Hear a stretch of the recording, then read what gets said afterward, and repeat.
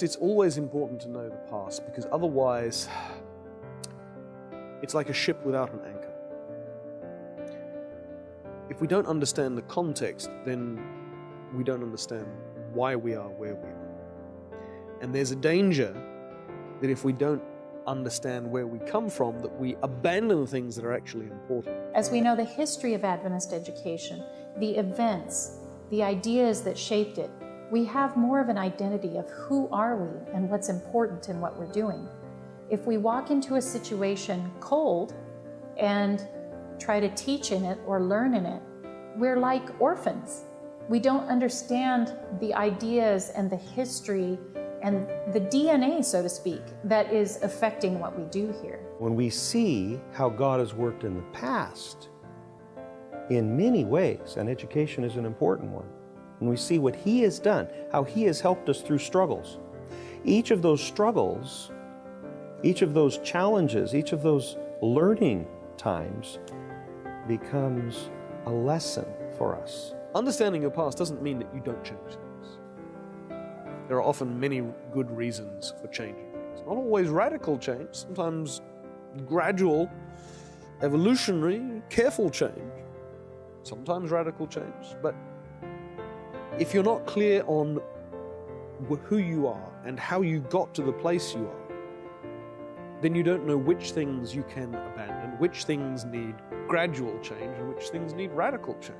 This is how we go forward, I would say, by looking back, because it gives you a sense of identity. We must know our history. A people without a history really are not a people. There is no community without history. If we don't know who we are, where we've come from, we really don't know where we're going.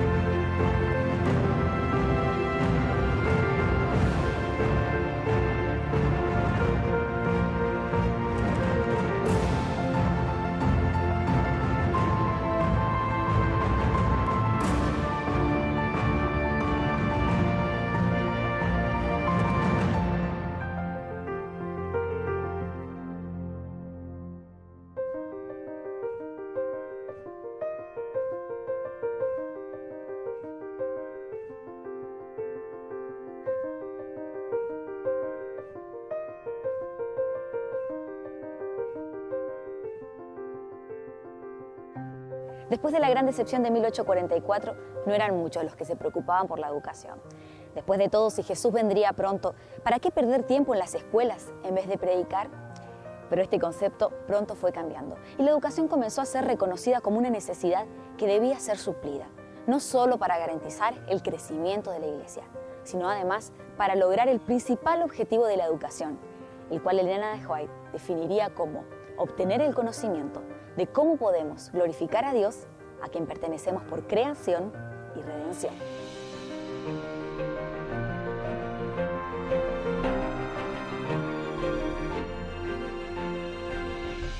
It came slowly. Many Adventists believed the Lord was coming so soon that there simply wasn't time to establish schools. But by the early 1870s, Ellen White sort of gave a push to this with her testimony in 1872 that we really needed a Christian basis, and we have a blueprint that includes the Bible, and we should separate from the public schools and form our own schools. So that was the inspiration. 1872, her testimony.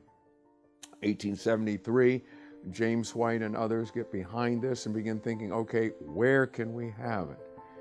Since Battle Creek had been our church headquarters since 1852, 1855, we began to think very seriously about having our first college right there in Battle Creek. The discussion among the church leaders was going on about formal education, about starting a college. there in Battle Creek. And so Ellen White, James White, Uriah Smith, a number of the other people, the president of the General Conference, George Butler, all of them were involved in this discussion. And eventually they established the Seventh-day Adventist Educational Society, and they decided to make a start with Battle Creek College. Los hermanos de la iglesia dicen, vamos a hacer un colegio. Vamos a hacer un colegio para preparar a los obreros, a los misioneros, pero vamos a hacer algo bien. Y entonces hacen dos cosas, es muy interesante. En primer lugar, tienen que juntar dinero.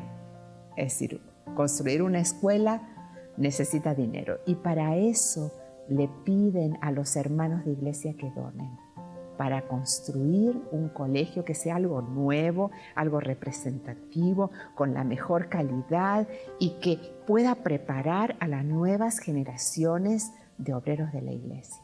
Y los hermanos donan, son muy generosos. Y lo segundo que ella hace, una cosa es dinero y en segundo lugar lo que se necesita es un plan de estudios, es decir, ¿qué se va a enseñar? Va a tener reconocimiento del Estado, va a ser una escuelita que es puertas adentro y que nosotros preparamos obreros. De hecho, en esa época ya había muchas de lo que se llamaba en inglés Bible Schools, escuelas bíblicas, que las iglesias las tenían para preparar a sus pastores con programas de lo que llamaríamos hoy educación continua, no un programa formal. Pero la iglesia decide no, vamos a hacer una institución reconocida por el gobierno con credenciales, y así es como comienza el Battle Creek College, que se establece en 1874 en la ciudad de Battle Creek con la acreditación del estado de Michigan para funcionar como un colegio, no como una escuela primaria o secundaria, no tenía nada de eso. Es decir, era preparación profesional. They built the first college close to our printing press there. They found teachers in Goodloe Harper Bell, Sidney Brownsberger, Uriah Smith, and others. They did not establish a dormitory situation. They felt it would be better for the students to be in the homes and have a family background. That didn't always work too well, and so a dormitory was established later.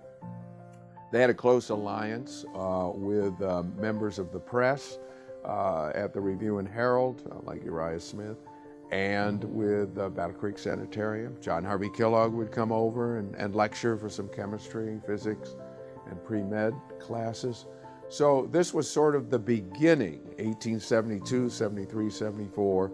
Later on, in the later 19th century, they would establish other colleges, such as Atlantic Union College, Healdsburg College, which became Pacific Union College, and so on. But right here in Battle Creek, Michigan, was the first. Retoño de un sueño que comenzó a florecer en el corazón de la Iglesia Adventista, el Battle Creek College creció como el primer intento de llevar a la práctica una educación diferente, sin raíces en la tradición o el conocimiento del presente, sino fundamentada en la sabiduría eterna que proviene de la palabra de Dios. They had three main goals, the people who created the SDA Educational Society and started Battle Creek College.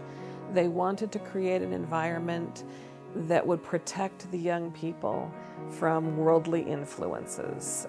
They saw that the other colleges were very secular, very worldly. There was a lot of partying going on at the other colleges, and they wanted to protect the young people from that influence. And so they made very careful rules for behavior at the college. So that was one of their goals. A second goal was to prepare young people who could become workers for the Adventist Church and who would go out and preach the gospel. And that was partly a whole process of refinement. There were a lot of young people who were new members in the church, but they didn't have much education.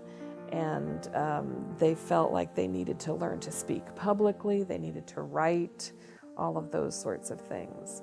And the third goal was, of course, to teach the Adventist theology, biblical truth as they perceived it, and to promote Adventist philosophy and teachings. So those were their three ideas to begin with. But when they established the school, originally they established it to be much like the other schools that were, the colleges that were in North America at the time. The biggest challenge was to understand what an Adventist school should be. I mean, after all, we didn't have people who were educated in these things. Where are we going to get somebody to head up this new institution? Well, they had a man by the name of Sidney Brownsberger. Sidney Brownsberger had a master's degree from the University of Michigan, and he was an experienced educator. There was only one problem. He didn't understand what was involved in Adventist education. And so he created what's called a liberal arts school, and at the center of the curriculum was the classics. Now, what do we mean by the classics? We mean the ancient writings of Greece and Rome. I'm not talking about the Christian writings.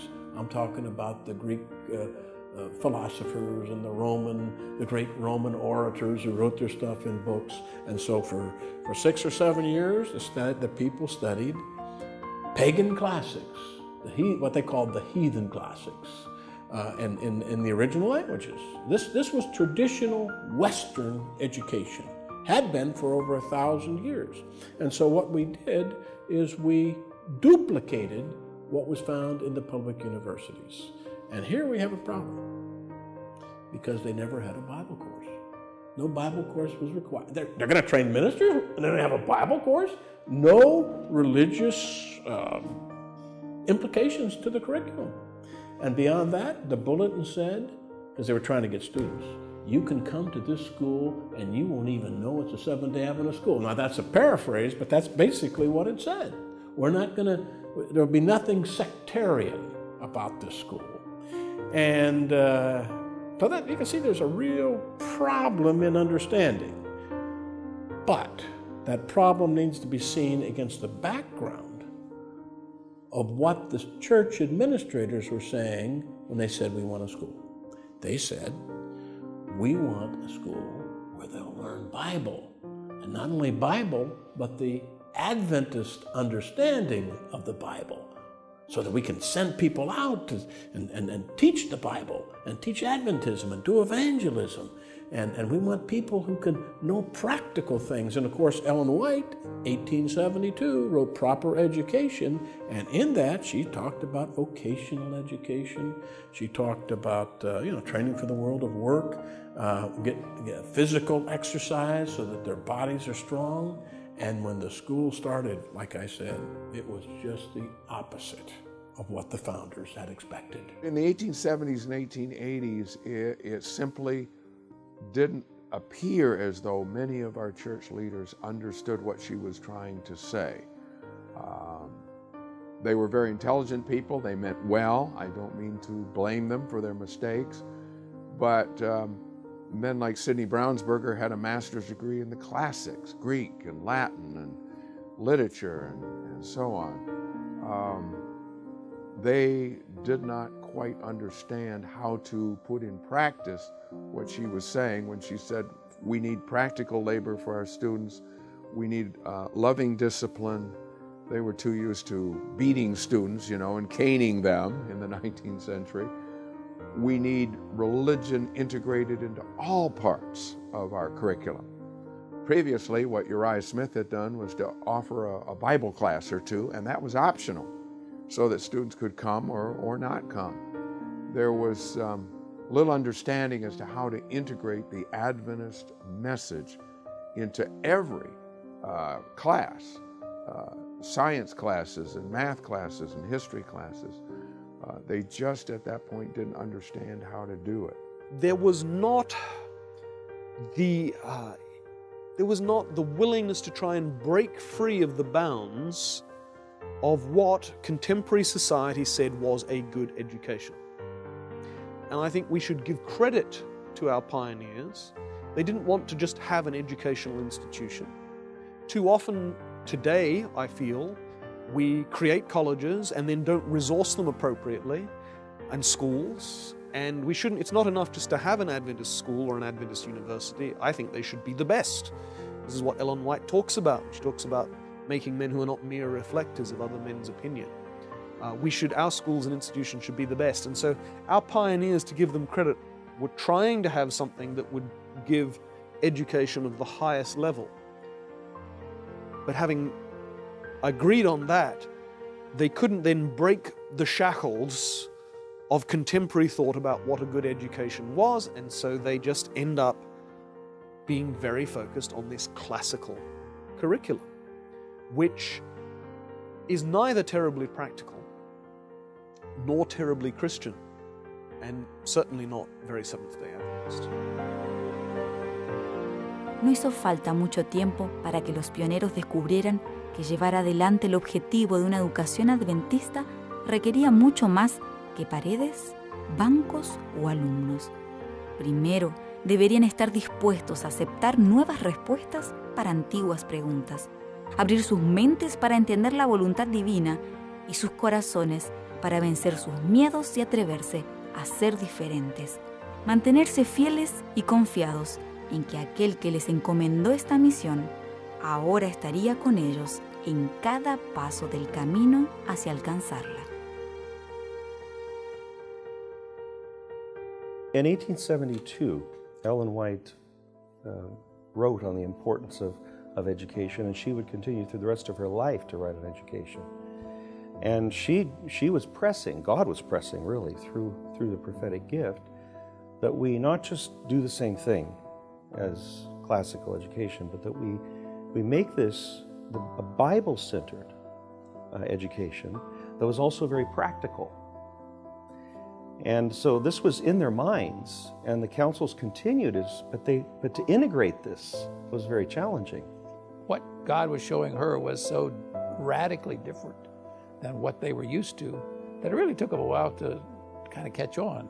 ¿Cómo empezar de cero un tipo de educación con características específicas diferentes de lo que era común en la educación clásica del siglo XIX? ¿Dónde estaban esas personas que podían cambiar su mentalidad? Es decir, yo fui formado en la educación clásica, pero para la educación adventista yo necesito otros patrones, otra manera de pensar.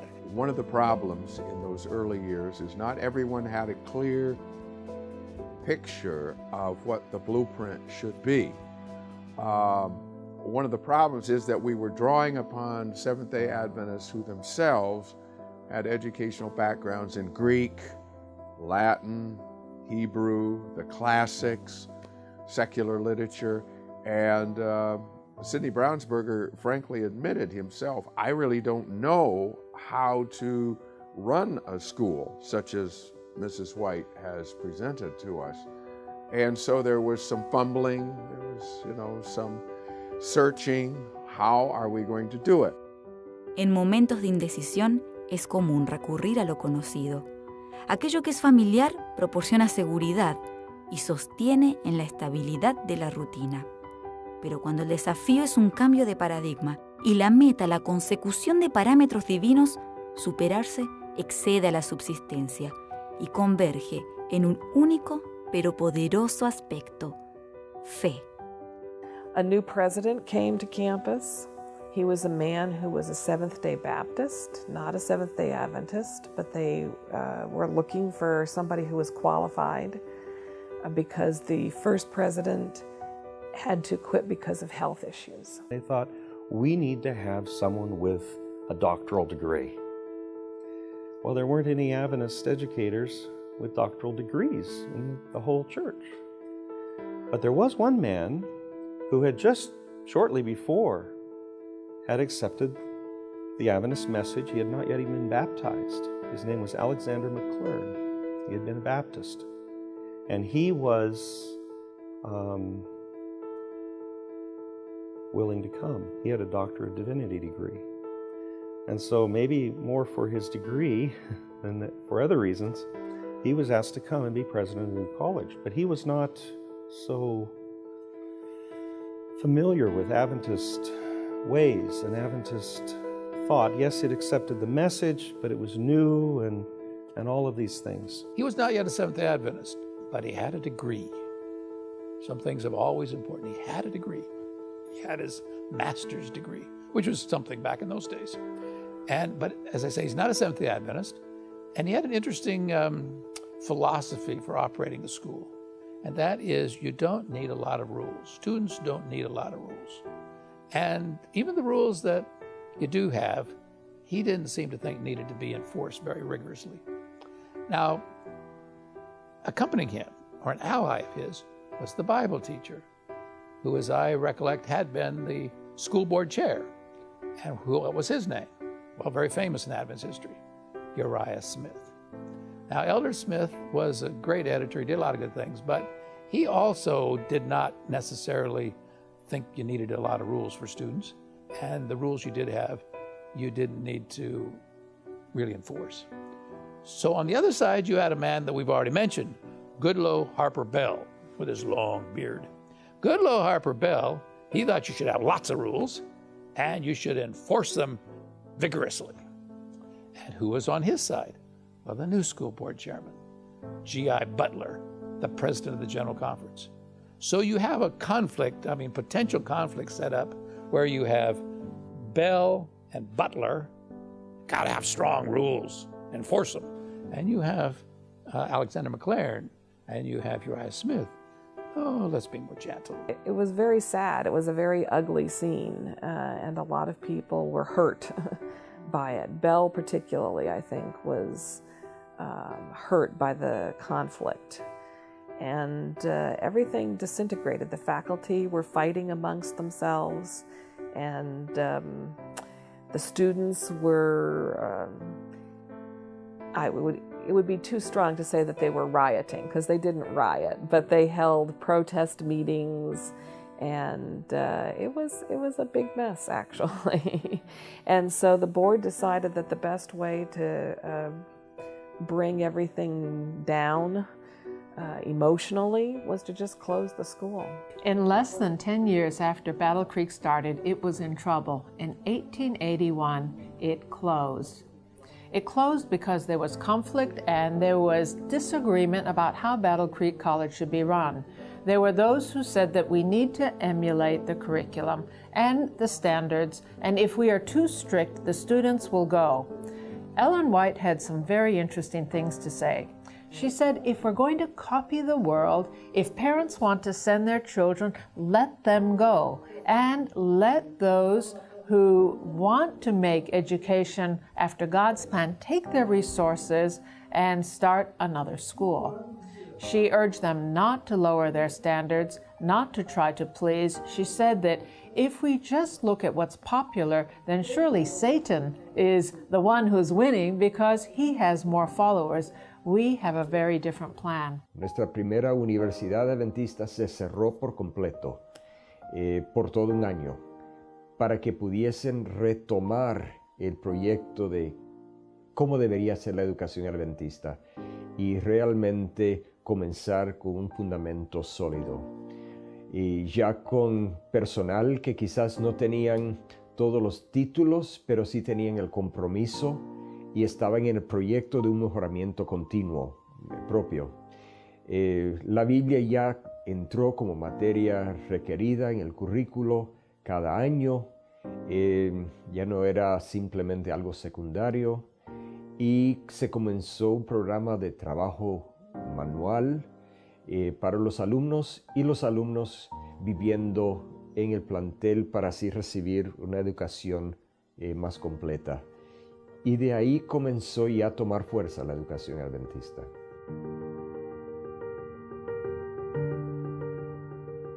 El cierre del Battle Creek College no fue un momento fácil para los adventistas del séptimo día. Muchos incluso se preguntaron por qué Dios había permitido que esta primera institución educativa adventista, en la cual se había invertido tanto esfuerzo, tiempo y dinero, ahora llegara a este punto.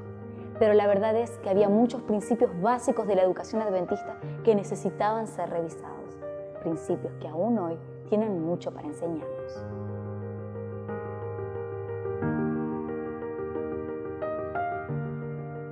The history of Adventist education is important for that reason. We need to understand it so we can say, how can we develop into the future? What are the areas where Adventist education perhaps is not as strong as it might be? What are the areas actually where it's very strong and we should continue doing those things? But equally, there are lessons to be learned. There are the lessons that when education is purely secular, even though you have a generally moral and, if I can put it this way, in a safe environment, which is really important, but still it's not as important an influence on young people as it ought to be, because all the educational influences, everything they hear in the classroom, is secular. And that was a problem with early Adventist education. So we need to learn that lesson. We need to know it's not just enough to have specifically Adventist influences in the classroom. We need to have them in the dormitories and in the whole institution as well. And it's not enough just to have them in one of those places. We need them in all of those places to shape lives of service to the church and to God. Adventist education didn't always live up to that, and it was at its least effective when that was the case. It's least effective, that is, not necessarily in intellectual output, if I can put it that way, but in shaping people to give lives of service to God. And part of the importance of Christian education is it has to be intellectually challenging, it has to produce minds that can think, that can question, and that can come up with answers. But it also is about lives of service, service to others, service to God. La verdadera educación adventista es la que trasciende los objetivos de la educación secular. Es aquella que posee mayor amplitud y un fin más elevado, pues prepara a los estudiantes para que sean ciudadanos productivos a la sociedad en esta vida, como también ciudadanos capaces de brindar un servicio más amplio por toda la eternidad.